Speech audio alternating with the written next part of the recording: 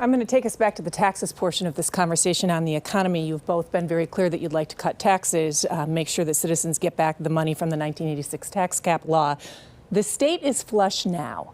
My very straightforward question to you is, should things swing in a very different direction, are there any circumstances under which you would support raising taxes or overturning tax cuts? This time, Mr. Diehl, we'll start with you. Sure. You know, so I came into the legislature in 2010 when in 2008 and 9, the mortgage meltdown caused a large problem with the state collecting enough revenue to be able to pay towns what they needed to for local aid, Chapter 70 school funds. That was one of the big reasons that I ran.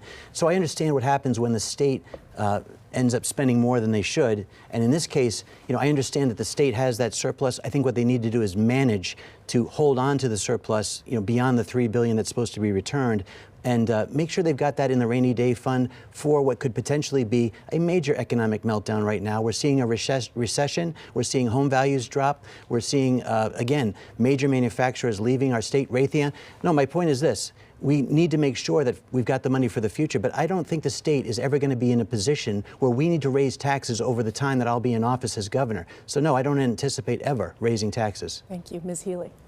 Well, Tiziana, I'm not going to commit to particular pledges. I will commit to doing this. Recognizing right now we've got a serious issue with inflation. So many families and businesses are struggling with affordability. I'm very focused as well on Massachusetts competitiveness, and I don't want to see employers or businesses going elsewhere. So I already talked to you a little bit about the things that I would do as an immediate priority. That includes tax reform, getting that surplus out the door. It also includes dealing with a high cost of housing. We have to wait to see. We have to wait to see in the future, and then I'll make that evaluation. Short of a pledge, can you imagine circumstances where it might be necessary to raise taxes or reverse tax cuts? Again, right now, I can't. I think that the point right now is to make sure that surplus gets out the door, which long ago I called on the legislature to do without further delay, and I hope those checks are going out soon. I expect them to be sent out soon. I've also called for the acceptance of the proposed tax reforms by Governor Baker. I think they make a lot of sense and are progressive and directed at, again, seniors, low-income, middle-income folks, really, really important things. So all of this, you know, the fiscal stewardship of this state, the economic health and well-being of this state is absolutely the priority and a responsibility of a governor, and that is one I take most seriously. I'm proud that over the last... That's time, Ms. Diehl? Thank you. Mr. Diehl, this time, Ms. Healy. If I could just respond to that. She's already said she's going to raise taxes because she wants question 1 to pass. The state has enough money. They don't need to take any more of your money. And again, that revenue can't be earmarked, like they're saying, for education or transportation. The fact of the matter is, it should be returned The ballot measure does earmark it for transportation and education. No, I'm sorry. It goes to the general fund. It cannot be earmarked. Coming from a ballot question, the constitutional amendment will not put that money directly towards education and transportation. That's the facts.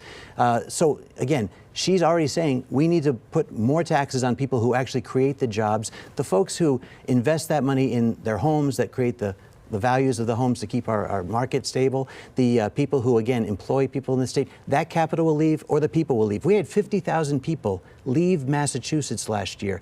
Affordability in Massachusetts is incredibly top of mind right now, and raising taxes on people and driving them out, that's going to make it more expensive down the road. So that's time, Mr. Under Diehl. no circumstances would you ever raise taxes, regardless of what happens?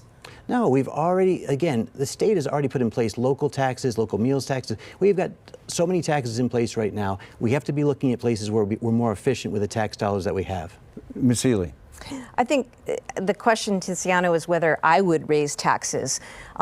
Question 1 is a matter for the voters. The voters are soon going to vote on question 1, and we'll see what they choose to do. But I've been clear about how I'm going to lead as governor. That is with a focus on inflation, affordability. It is with getting the tax relief in place that we need, that's sensible, that's smart, and it's finding ways, again, to deal with some of the drivers of the high cost right now that so many families are experiencing, and that is around housing and transportation, which I am committed to fixing. But that's it. There's a distinction between something that is a voter ballot initiative and what you were asking, which is what the next governor would do. And I don't support the gas tax. I mean, those were gimmicks that only worked for the oil companies. In the other states that have done it, it's only the big oil companies that made out because they price gouged. Mr. Deal. You were one of the drivers of inflation. You chose and supported President Biden. He's the one who created a war on energy. We were energy independent. You have created your own war on energy in Massachusetts. That is the major driver that's costing businesses more money, passing it on to consumers, and making it so expensive to run a business, to employ people, and to try to be competitive with other businesses nearby and globally. So please, don't tell me that you didn't block those pipelines. You absolutely blocked Kinder Morgan and Access Northeast, and you were happy to say it. It's on record during a debate with your opponent in the Democratic primary. Ms. Healy. I did, and I stood up for ratepayers, Jeff. I blocked them from having us foot the bill to the tune of billions of dollars.